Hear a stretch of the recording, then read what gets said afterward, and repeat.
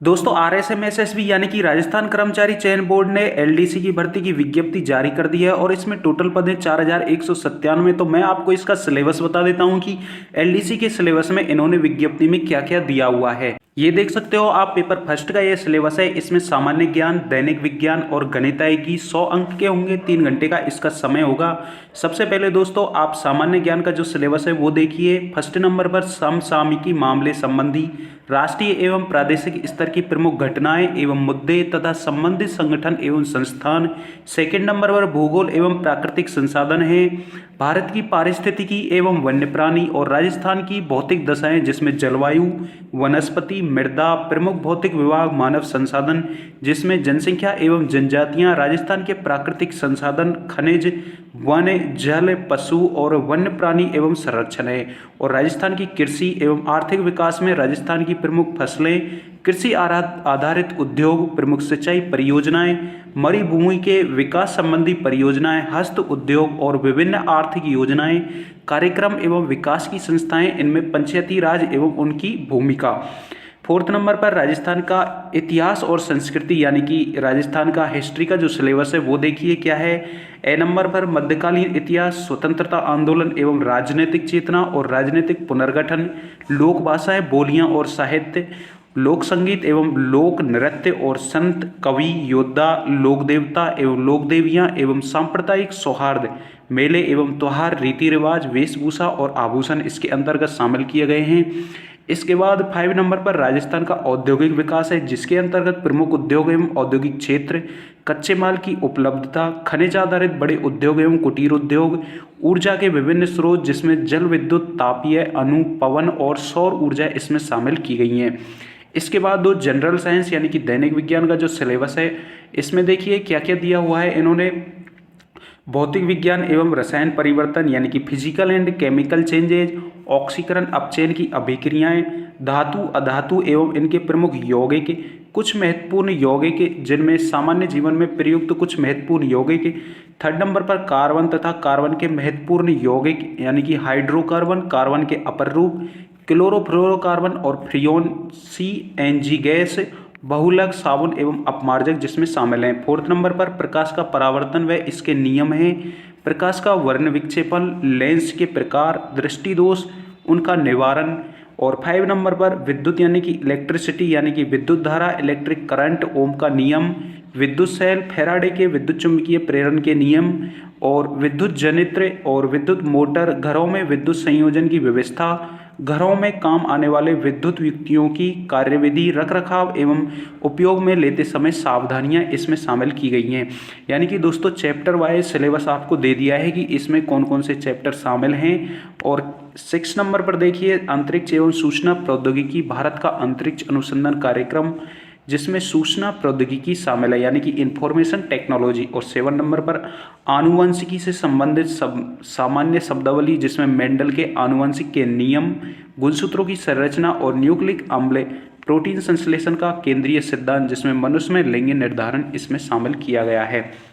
इसके बाद 8 नंबर पर पर्यावरण अध्ययन है, जिसमें इन्वायरमेंटल स्टडी करनी है, जिसमें पारिस्थितिकी तंत्र की संरचना, पारिस्थितिकी तंत्र के जैविक घटक हैं, पारिस्थितिकी तंत्र में ऊर्जा प्रवाह, जैव भू रासायनिक चक्र है, जैव प्रौद्योगिकी, सामान्य जानकारी, जिसमें जनरल इंफॉर्मेशन बायोटेक्नोलॉजी की है। और इसके अलावा इसमें जैव पेटेंट, नई पादप किस्मों का परिवर्धन है, ट्रांसजेनिक जीन या परजीवी जीन भी इसमें शामिल हैं।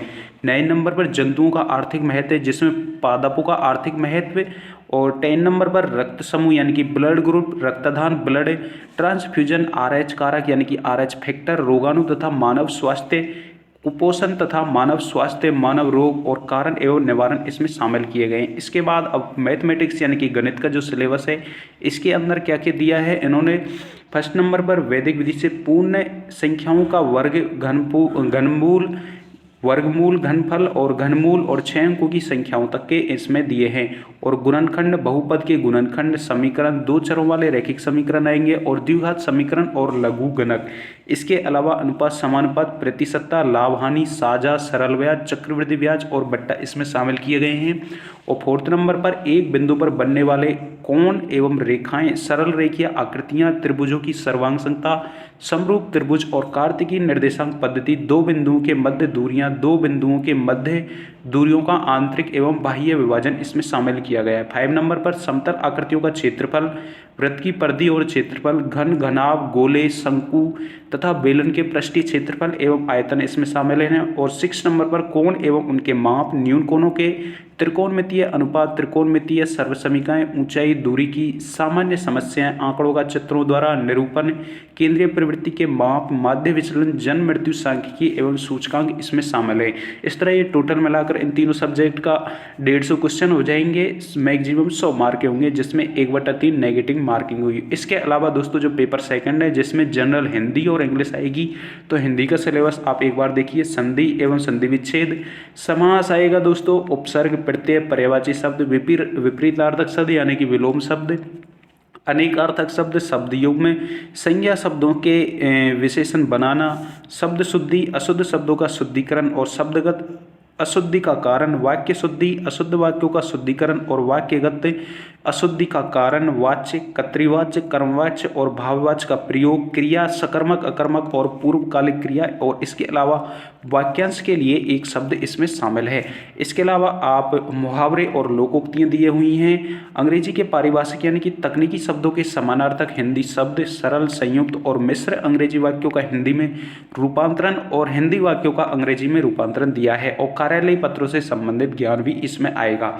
इसके अलावा जनरल इंग्लिश के होंगे 75 क्वेश्चन, जिसमें शामिल है दोस्तों टेंस यानी कि सीक्वेंस ऑफ टेंस, वॉइस है, एक्टिव पैसिव वॉइस और नरेशन, डायरेक्ट और indirect transformation of sentence, assertive to negative और इंटेरोगेटिव, एक्सप्लेनेटरी एवं vice versa, use of article और डिटर्मिनर्स भी शामिल हैं और प्रीपोजिशन हैं, और translation of simple, ordinary, common यानी कि sentence for Hindi to English, vice versa, correction of sentence including subject, verb, agreement, degree of adjective हैं, और connective and word Rongli used इसमें शामिल किया गया है। यानी कि वर्ब एग्रीमेंट है, एडजेक्टिव हैं, कनेक्टिव हैं इसके अंदर।